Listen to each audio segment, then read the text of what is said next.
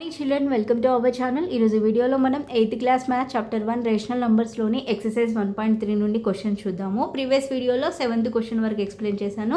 ఈ వీడియోలో వచ్చేసి 8th క్వశ్చన్ నుండి చూద్దాం. ఒకసారి చూడండి 8th క్వశ్చన్ ఏమి ఇచ్చాడో. Find the area of a rectangular park which is 18 3/5 meters long and 8 2/3 meters broad అన్నాడు. ఒక రెక్టాంగులర్ పార్క్ అనేది ఏ షేప్లో ఉంది, రెక్టాంగులర్ షేప్లో ఉందంట. సో దాని యొక్క ఏరియా అనేది మనల్ని ఫైండ్ అవుట్ చేయమన్నాడు. సో వాటి యొక్క లెంత్ ఇచ్చాడు, బ్రెడ్త్ ఇచ్చాడు. లెంత్ వచ్చి ఎంత ఉంది, 18 3/5 meters ఉంది. బ్రెడ్త్ వచ్చేసి ఎంత ఉంది, 8 2/3 meters ఉంది. సో దాని యొక్క ఏరియా అనేది మనం ఫైండ్ అవుట్ చేయొచ్చు కదా. ఏరియా ఆఫ్ రెక్టాంగిల్కి ఫార్ములా ఏంటి, లెంత్ ఇంటూ బ్రెడ్త్, అంతే కదా. సో అలానే సాల్వ్ చేద్దాం. ఒకసారి చూడండి. The length of A, length అన్నా లాంగ్ అన్నా ఒకటే. So the length of a rectangular park ఎంత, 18 3/5 meters. సో ఇది మిక్స్డ్ ఫ్రాక్షన్ లాగా ఉంది. సో దీన్ని ఫ్రాక్షన్గా మార్చుదాము, జనరల్ ఫ్రాక్షన్గా. సో 8 into 5 90, అంతేనా. 90 + 3 అంటే 93/5 meters. ఇది లెంత్. ఓకే, ఇప్పుడు బ్రెడ్త్ ఎంత, విడ్త్ ఆర్ బ్రెడ్త్ ఎంత, ఈజ్ ఈక్వల్ టు 8 2/3 meters కదా. సో ఇది కూడా మిక్స్డ్ ఫ్రాక్షన్ లాగానే ఉంది. జనరల్ ఫ్రాక్షన్కి చేంజ్ చేద్దాం. 8 into 3 అంటే 24, 24 + 2 అంటే 26/3, సారీ 26/3 meters. సో ఇప్పుడు ఏరియా కనుక్కోవచ్చు మనం. Area of rectangular park A is equal to L into B. Okay, so A equal to L ఎంత, 93/5 ఇంటూ B వచ్చేసి 26/3. ఓకేనా. సో ఇక్కడ చూడండి, 3 1s 3 3s 9, 3 1s 3, 31 into 26/5 మిగిలింది. సో నెక్స్ట్ 26 into 31 ఇంటూ చేద్దాం. 1 6 1 2s 3 6 18, 3 2s 6 + 1 7, 6 8 + 2 10 8, 806/5 వచ్చింది. ఓకేనా. సో 806/5 వచ్చింది. మనకి యూనిట్స్ ఏంటి, స్క్వేర్ మీటర్స్. ఓకేనా, స్క్వేర్ మీటర్స్. సో ఇలా అయినా రాయొచ్చు. ఇంకా దీన్ని మిక్స్డ్ ఫ్రాక్షన్ లాగా రాయాలంటే అప్పుడు ఎంత వస్తుంది, /5 161 1/5 స్క్వేర్ మీటర్స్. ఓకేనా. సో 806/5 అయినా రాయొచ్చు. ఇంకా దీన్ని మిక్స్డ్ ఫ్రాక్షన్ లాగా రాయాలంటే 161 1/5 స్క్వేర్ మీటర్స్. ఇది ఆన్సర్. సో నెక్స్ట్ క్వశ్చన్ చూడండి. What number should -33/16 be divided by 2 get -11/4. మనం -33/16ని ఏ నెంబర్తో డివైడ్ చేస్తే -11/4 అనేది వస్తుంది అనేది కనుగొనమన్నాడు. సో ఆ నెంబర్ ఏంటో మనకు తెలియదు కాబట్టి ఎక్స్ అనుకుందాము. Let the dividing number be X. అప్పుడేమవుతుంది, -33/16 divided by X is equal to -11/4, అంతేనా. ఓకేనా. సో ఇప్పుడు -33/16 డివైడెడ్ బై అంటే హోల్ బై తీసుకుందాం. Whole by X is equal to -11/4. Okay. So next -33/16 ఇక్కడ ఏమని చెప్పాను, ఇలా రెండు ఫ్రాక్షన్స్ ఇచ్చినప్పుడు న్యూమరేటర్లో డినామినేటర్లో, అప్పుడు ఈ డినామినేటర్ అనేది పైకి తీసుకొచ్చినప్పుడు ఇక్కడ ఎక్స్ ఉందంటే x/1 అని అర్థం, అంతే కదా. x/1 అన్నా ఎక్సే కదా.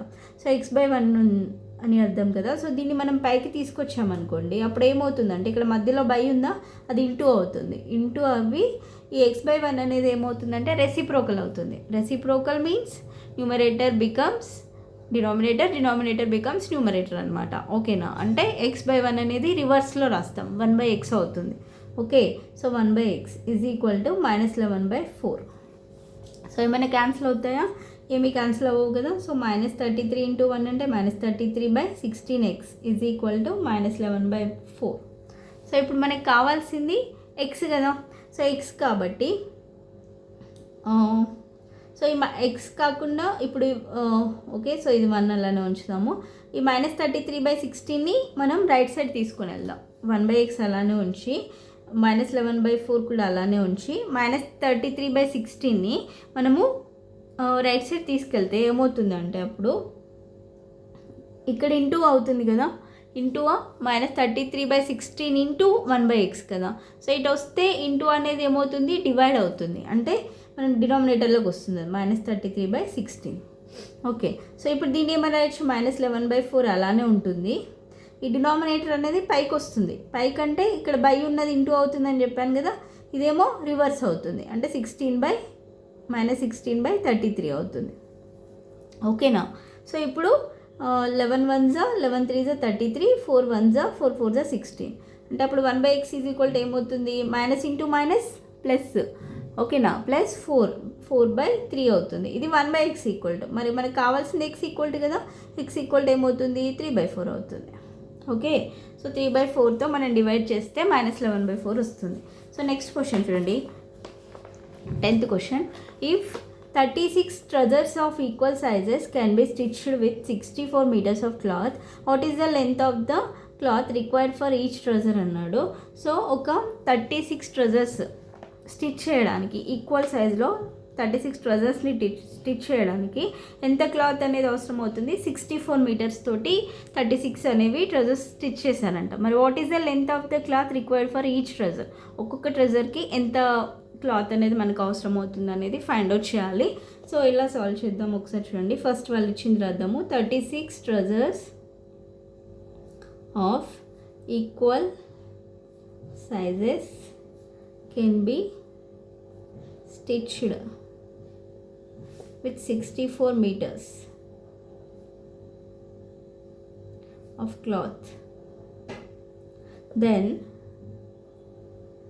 the length of cloth is required for each trouser.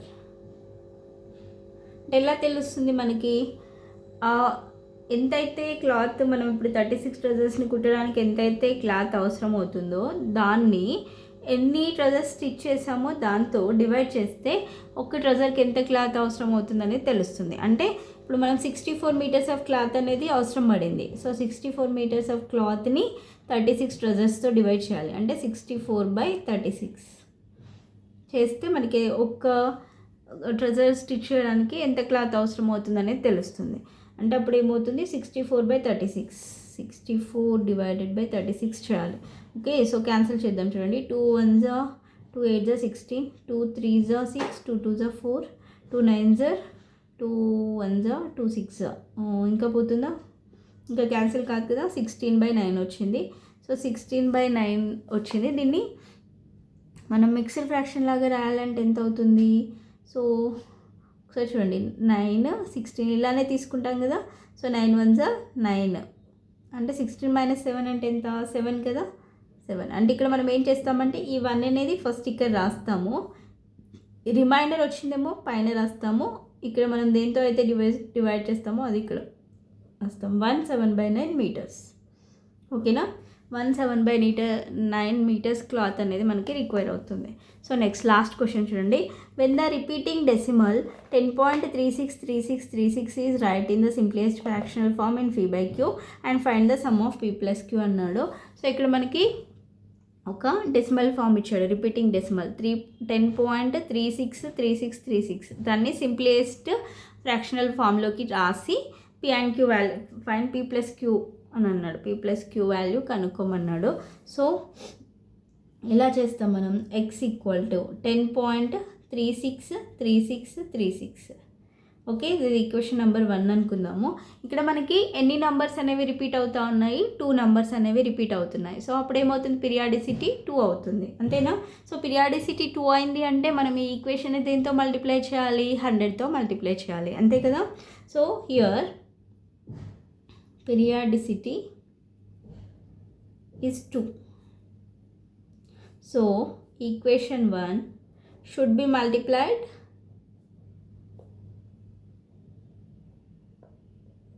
both sides with 100. ఓకేనా. సో అప్పుడు ఏమవుతుంది, 100 × x is equal to 100 into 10.3636. 100 into X అంటే 100x is equal to 100 into 10.3636 కదా. సో ఇట్లా 2 zeros ఇంటూ చేస్తున్నాం కాబట్టి 2 ప్లేసెస్ ముందుకు జరుగుతుంది. ఓకేనా, 2 ప్లేసెస్ ముందుకు జరుగుతుంది పాయింట్ అనేది. అంటే ఇక్కడ నుంచి ఎక్కడికి వస్తుంది, 3636కి వస్తుంది. అంటే 1036.3636. Okay. So next first equation, ఇప్పుడు ఇది ఈక్వేషన్ నెంబర్ 2 అనుకుందాం. సో ఇప్పుడు 2 - 1 చేద్దాం. సో 2 - 1 చేస్తే ఏమవుతుంది, 100x ఈక్వల్ టు 1036.